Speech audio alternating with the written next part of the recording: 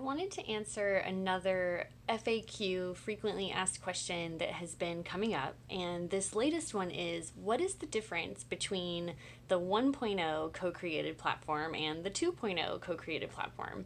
So let's dig into some of those differences. So right now, many of you know, Co-Created is very early stage. We've got our first iteration live, it's out there, it's usable, but it's very basic. It's only some of the features that the marketplace is going to have in the future. So right now, in this moment, what you can do is you can go to Co-Created to find a professional development service. So if you're a school leader or you're a teacher and you're interested in finding a training, you can go browse around and see what listings the providers have put on there. And you can go ahead and once you find one you're interested in, fill out a form and it sends a message straight to that provider so you can get in touch and figure out what it would look like to work with that provider on the training you want. So imagine you want virtual learning support. I know that's a big topic right now since we're working through this remote and hybrid learning environment that the pandemic has dealt us.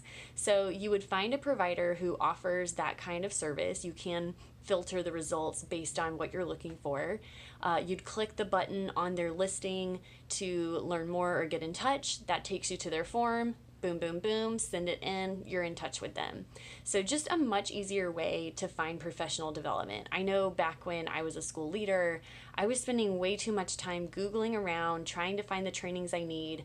And so my goal with this is just get it all in one place. Like continuous learning should not be difficult for educators to find. Let's make it easy. So that's phase one. All that to say, the development is in progress for phase 2, the iteration 2.0, and it's going to have a ton of more features. So right now, mainly, who's going to be using the platform is principals and professional development providers. That's who's mostly interacting right now. In phase 2, there's a whole other element to it that is specifically for teachers. Teachers will be able to create their own professional profiles on Co-Created and compile all of their brag sheet, their what are my credentials, what are my degrees, what have I already trained in. And then as teachers begin taking trainings on the Co-Created platform, those statistics continuously get updated and you wind up with this ongoing professional learning transcript that stays with you. And the beauty of it all is teachers, you own your data. The district does not own it. It is yours. Your principal will have access to it though, so they can see the history of your learning and make decisions about professional development that's based on your actual professional learning history. So that way we're not seeing so many redundant trainings or irrelevant trainings. They're based on what you've already done and what you need to do in the future. So that's one really cool feature. That being said, that appeals to our principals as well. If you're spending your very precious limited resources on professional development, wouldn't it be awesome to be able to base that on actual data, on actual trends from teachers learning past so that it isn't repeated? Repeated spending is wasted spending. So let's make sure we're spending those dollars as efficiently and effectively as possible.